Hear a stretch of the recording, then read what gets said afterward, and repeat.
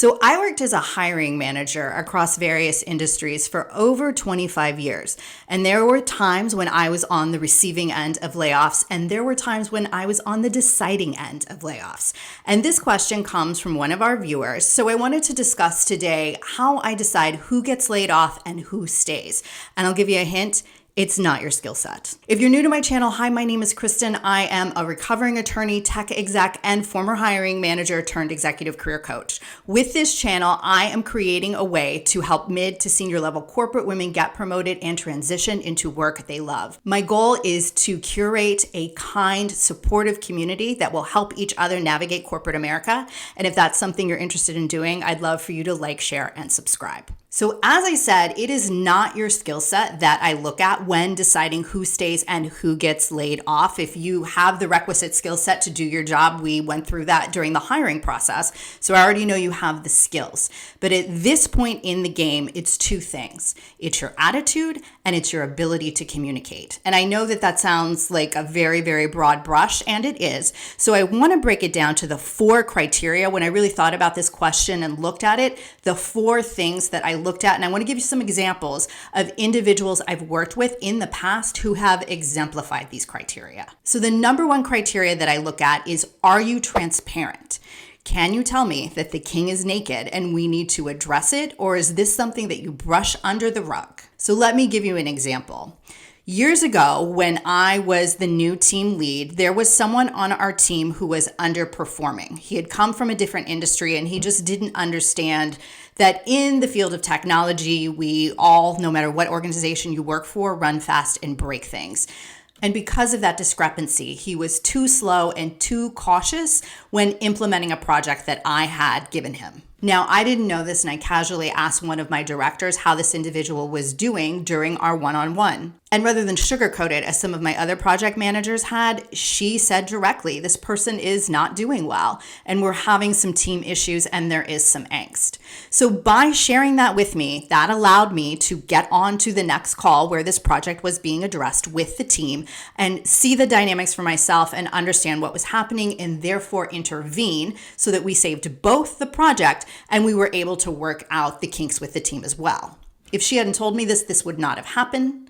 And if you're in a leadership position yourself, you know that this can be detrimental to your own career, not because your boss is going to find out that you missed the mark, but to your team as well, because there's going to be angst and bad feelings and resentments, and things aren't going to get done because of that attitude. So transparency, getting ahead of the game, being really honest, and I would say over communicating. I'm going to say that one more time because I really want you to get this. If you came from a family where communication was not a thing or it wasn't done in a previous job, over communicating, whether it's welcome or not, it can be said nicely despite the fact that it's bad news.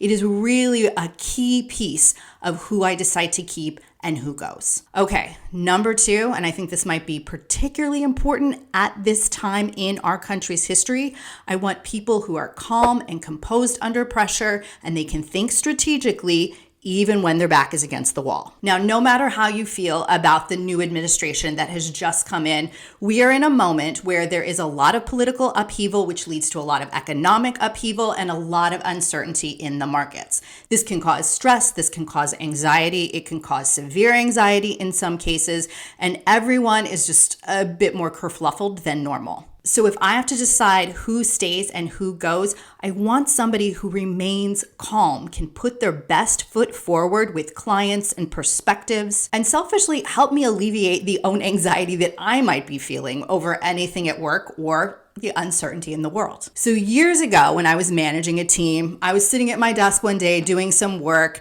and a program manager said, "Hey, Kristen, I need you to hop on this call with this university. The call is right now and not Thursday." So I hopped on the call. I thought that was a little weird, but just, went ahead with the day. One of the architects came on the call as well. Everything went fine. I apologized that I was late. And then we got off and the program manager came to me and she said, "I screwed that up. Am I fired?" And I said, no, absolutely not. Like we all, write down the wrong date, or it might have been confusion on their part. We don't actually know. But what happened in that situation is she just calmly directed me as to what I needed to do, who we were meeting with, what the subject was. She rallied everybody and she really saved the meeting in that way. And she did it without a lot of drama or without any anxiety or over apologizing or anything at all. It was just business as usual. And I appreciated that in front of a client. And then she owned up to it afterwards, which we all make mistakes. And if you have a good boss and good leadership, they're going to understand that because they're going to remember, hey, they might have made a mistake last Tuesday. I know I certainly did. And that also goes to transparency. She absolutely owned up like, hey, I think I misscheduled this, although she might not have. Now, I know what I'm asking for you to be calm and collected when the whole world is in chaos is not an easy thing to do. But if you are with a company, there are a lot of resources typically, including therapy and coaching, or you might want to seek out something that works for you. I know therapy and coaching have both made a huge difference in my life. That's why I became a coach. And I certainly endorse anything that allows you to get your Zen back, whether it's yoga, EMDR, somatic chiropractic, the list goes on and on. Okay, number 3. Are you helpful? Do you go out of your way to help your colleagues? I have worked with teams where there's been bullying, where there's been a lack of cooperation, where there's actually been competition among team members rather than collaboration. I hate that. I don't tolerate it, and I certainly would take advantage of a layoff if you were someone who behaved that way. The best employees that I have had are the ones that want to teach others and help them be successful.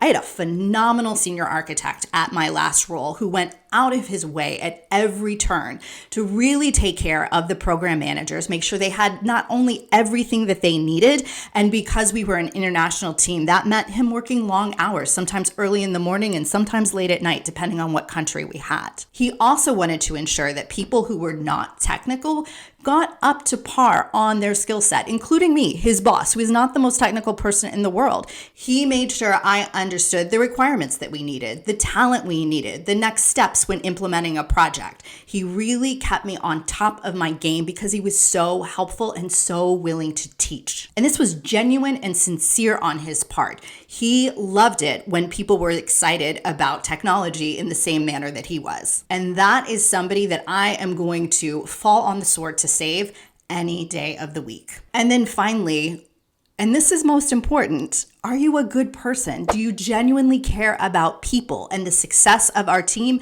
and the quality of life of other individuals you interact with? My best boss, hands down, was someone who really genuinely cared about the people, the individuals on his team first, and then cared about the work second.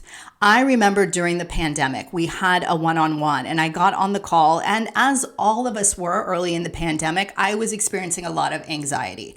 Not only were we doing our job 100% remote for the first time, but I was a new mom. I had a 7-month-old child and I was super anxious about his safety and well-being during an era where we didn't understand a virus and how it was being spread. I got on the call and I started to provide him a status update, and he said, no, Kristen, I want you to stop. How are you? Are you okay? How is your family? How are you doing personally? That is someone, I know he was my boss in this scenario, that I would hire, that I would keep, that I would make sure was protected because of the value that adds. When you know people care about one another, your work, and you as an individual, that is absolutely priceless. And I would go to the end of the earth for this individual to this day. So to sum up, it is your attitude. It is your ability to communicate. It is your ability to give a damn and to show up for other people. That is who I'm going to keep on a team. And let me say this just flat out. Not everybody thinks like me, right? You're going to have hiring managers that look at different qualities and different skill sets and value them differently. But I think it's worth having a conversation.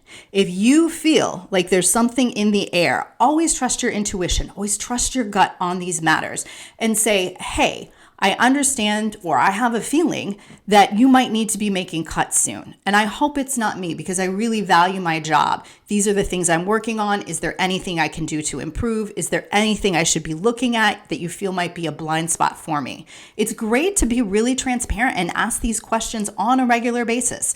I had an employee, the employee I mentioned, who said, hey, I screwed up that meeting. Who would do this? Like, hey, what am I not fulfilling on? Hey, where am I showing up short?